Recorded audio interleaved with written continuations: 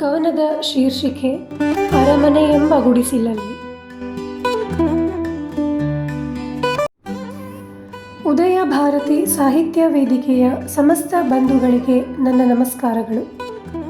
ಈ ಕವನವು ಜೀವನದ ನಿಜವಾದ ಸುಂದರತೆಯನ್ನು ವರ್ಣಿಸುತ್ತದೆ.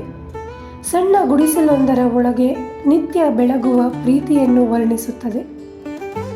ವೈಭವಶಾಲಿ ಅರಮನೆಗಳಿಗೆ ವಿರುದ್ಧವಾಗಿ ಪ್ರೀತಿಯು ತುಂಬಿದ ಒಂದು ಸಣ್ಣ ಮನೆಯೇ ನಿಜವಾದ ಅರಮನೆ ಎಂಬ ನನ್ನ ಅನಿಸಿಕೆಯನ್ನು ವ್ಯಕ್ತಪಡಿಸಿದ್ದೇನೆ. ತಂದೆ ತಾಯಿಯ ಮಮತೆಯ ಮಹತ್ವ, ಕನಿಷ್ಠ ಆಸೆಗಳ ನಡುವೆ ಸಾಗುವ ಜೀವನದ ನಿಜವಾದ ಸಂತೋಷ ಹಾಗೂ ಬಡತನದಲ್ಲಿಯೂ ಪ್ರೀತಿಯ ಬೆಳಕಿನ ಸಾನ್ನಿಧ್ಯವನ್ನು ಭಾವನಾತ್ಮಕವಾಗಿ ಚಿತ್ರಿಸಲು ಪ್ರಯತ್ನಿಸಿದ್ದೇನೆ. ಈ ಕವನ ಮಾನವೀಯ ಸಂಬಂಧಗಳ ಮಹತ್ವವನ್ನು ಸಾರುವ ಜೊತೆಗೆ ಆಸ್ತಿ ಪಾಸ್ತಿ ಎಲ್ಲವೂ ಮೀರಿಸುವ ಪ್ರೀತಿಯ ಮೌಲ್ಯವನ್ನು ಉಲ್ಲೇಖಿಸುತ್ತದೆ. ಇದು ಕೇಳುಗರ ಮನಸ್ಸಿಗೆ ತಟ್ಟುವಂತಹ ಹಾಗೂ ಪ್ರೀತಿಯ ನಿಜವಾದ ಅರ್ಥವನ್ನು ಹೊತ್ತಿರುವ ಹೃದಯಸ್ಪರ್ಶಿ ಕವನವಾಗಿರುತ್ತದೆ ಎಂದು ಭಾವಿಸುತ್ತೇನೆ. 10 ಅಡಿಯ ಗುಡಿಸಲು. 10 ಅಡಿಯ ಗುಡಿಸಲು, ಅದರಲ್ಲಿ ಇಣುಕಿ ನೋಡುವ ಬಿಸಿಲು.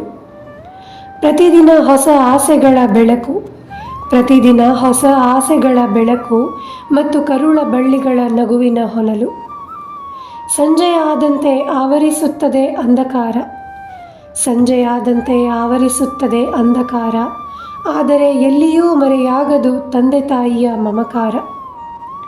ಹೊರಗಿನ ಜಗತ್ತಲ್ಲಿ ಹೊತ್ತಿ ಉರಿಯುತ್ತಿದೆ ಸೀಮೆ ಎಣ್ಣೆಯ ಬೆಂಕಿ, ಹೊರಗಿನ ಜಗತ್ತಲ್ಲಿ ಹೊತ್ತಿ ಉರಿಯುತ್ತಿದೆ ಸೀಮೆ ಎಣ್ಣೆಯ ಬೆಂಕಿ, ಆದರೆ ಅರಮನೆ ಎಂಬ ಗುಡಿಸಿಲಲ್ಲಿ ಅದೇ ಸೀಮೆ ಎಣ್ಣೆ ಬೆಳಗುತ್ತಿದೆ ಪ್ರೀತಿ ಎಂಬ ನಕ್ಷತ್ರಾಂಗಿ.